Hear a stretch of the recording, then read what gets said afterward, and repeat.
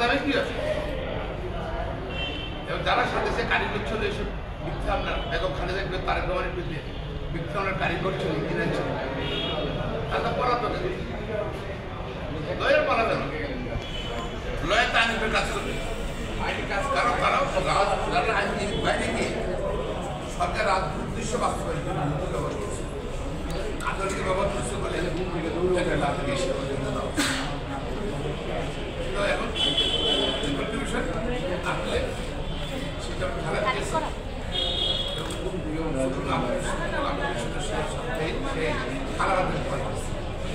আমরা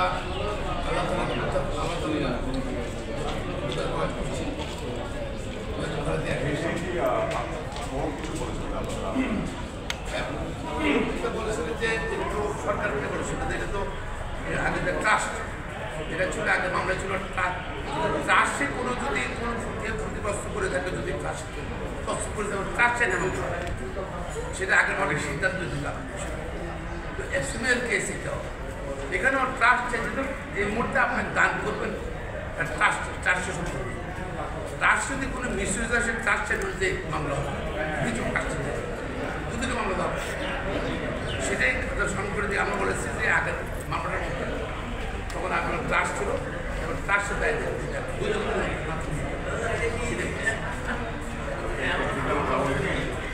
দেখলেন এটা বড় গ্রাম বিশেষ করে অনেক ট্রাস্ট চাইলে ট্রাস্ট করে ট্রাস্টের টাকা দিতে ট্রাস্ট দখল করে ট্রাস্ট ট্রাস্টে যদি মিসইউজ হচ্ছে উদ্যোগের দামে কিন্তু সরকারের দাম সরকারের কোনো বাদ দেয় এখানে ট্রাস্ট চাইলে হচ্ছে এবং আজকের কোন ট্রান্সফার আমাদের টাকায় আমরা টাকা নিচ্ছি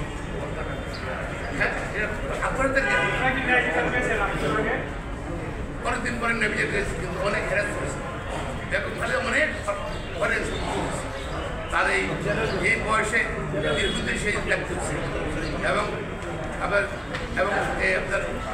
আপনার জেল থাকা হচ্ছে তার চিকিৎসা হয়নি যার জন্য বেগম খালেদা জিয়া সুস্থ বেগম খালেদা জিয়া জেল ঢুকলেন হেঁটে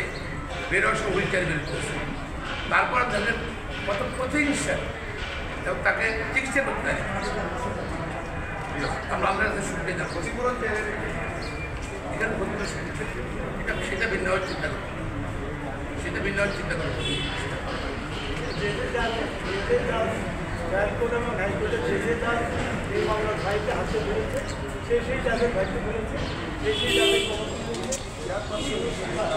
কি হইল তিনি পাবলিক সার্ভেন্ট হিসেবে এই ট্রাস্টটি গঠন করেন নাই এবং বেগম খালেদা জিয়ার সাথে দুজন যাকে আসামি করা হয়েছিল সামনে যে দৌড় দিল মনিরুল ইসলাম খান এবং জিয়াউল ইসলাম মুন্না আরিফ চৌধুরী তারা কিন্তু কোনো অফিসিয়াল আসছে সে তো নিয়ে গেছে তাদের পাবলিক সে তো নিচে না ক্যামেরা স্ক্রিনের মধ্যে দেখা গেছে আচ্ছা একটু আসছে বিষয়টা হচ্ছে যে এই ট্রাস্টটি যখন গঠন করা হয় আমাদের পার্টি ফান্ডের 3টি অ্যাকাউন্ট থেকে 6 কোটি 18 লক্ষ টাকা আসে আমাদের পার্টির বিভিন্ন পর্যায়ের নেতৃবৃন্দ তার সেখানে ডোনেশন দেয় একজন প্রতিষ্ঠান একটি ব্যক্তি তিনি আমাদের এই ট্রাস্টে ডোনেশন দেন এই সমস্ত ডোনেশন দিয়ে কাকরাইল বাজে মৌজায় 42 কাঠা জমি এই ট্রাস্টের প্রতিষ্ঠানটি গঠন করার জন্য সেখানে সর্বোচ্চ টাকা 7 লক্ষ টাকা দিয়ে কেনা হয় এই ট্রাস্টটি সম্পূর্ণরূপে একটি প্রাইভেট ট্রাস্ট এবং এই ট্রাস্টের বেগম খালেদা জিয়া প্রথম ম্যানেজিং ট্রাস্টি জনাব তারেক রহমান এবং মরহুম আরাফাত রহমান পক্ষ তারা ট্রাস্টি হিসেবে ছিলেন এই ট্রাস্টের মধ্যে ইম্পর্টেন্ট হচ্ছে যে সেখানে কোনো পাবলিক সার্ভেন্ট হিসেবে কেউ কোনো কাজ করে যদি পাবলিক সার্ভেন্ট হিসেবে কোনো কাজ না কেউ করে কোনো ক্রিমিনাল মিসকন্ডাক্টের কোনো এলিগেশন যদি না থাকে তাহলে পরে দুর্নীতি দমন কমিশনের সম্পূর্ণরূপে এখতিয়ার বহির্ভূত ছিল এই মামলাটি আমরা শুরু থেকে আমরা বলেছি যে এই মামলাটি হচ্ছে ভয়াডেম ইস্যু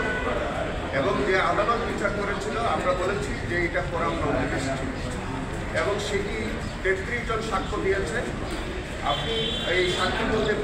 PW1 যিনি হারুনুর রশিদ ছিলেন তিনি পরিষ্কার করে বলছেন যে এই ট্রাস্টটি বেগম খালেদা জিয়া বিএনপি চেয়ারপারসন হিসেবে অপেক্ষা করেছিলেন তিনি প্রাইম মিনিস্টার হিসেবে অফার করেন নাই। এই মামলার মধ্যে এই হারুনুর রশিদ যখন আইন হিসেবে সাক্ষী দেন, তিনি পরিষ্কার করে বলছেন যে আমার তদন্তকালীন সময়ে কোনো ব্যক্তি কিংবা কোনো প্রতিষ্ঠান এইরকম কোনো অভিযোগ করেন নাই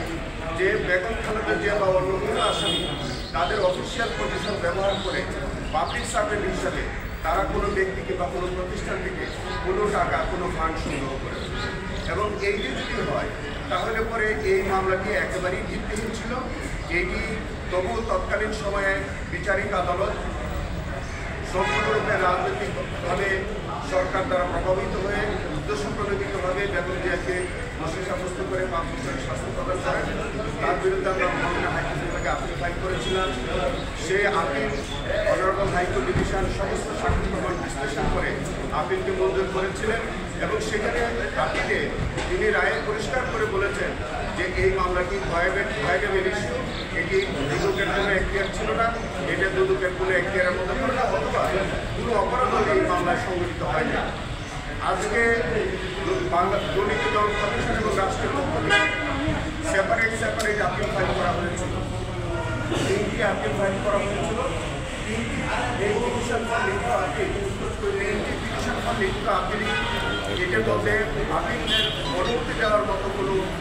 প্রাথমিক উপাদান না থাকায় 3টি পিটিশন ফর লিখিত আপিল সামারিলি রিজেক্ট করেছে, ডিসমিস করেছে। এবং তার মধ্য দিয়ে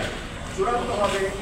এই যে খালাস সাহেবের যে জিনিস হয়েছে মামলা হাইকোর্ট বিভাগের, এটা চূড়ান্তভাবে বহাল থাকলো এবং বেগম খালেদা জিয়া, জিয়াউল ইসলাম মোল্লা এবং মনিরুল ইসলাম খান তারা যে মহামান্য হাইকোর্ট বিভাগ থেকে খালাস প্রাপ্ত হয়েছে সেই খালাস সালিসকে বহাল থাকবে। ধন্যবাদ।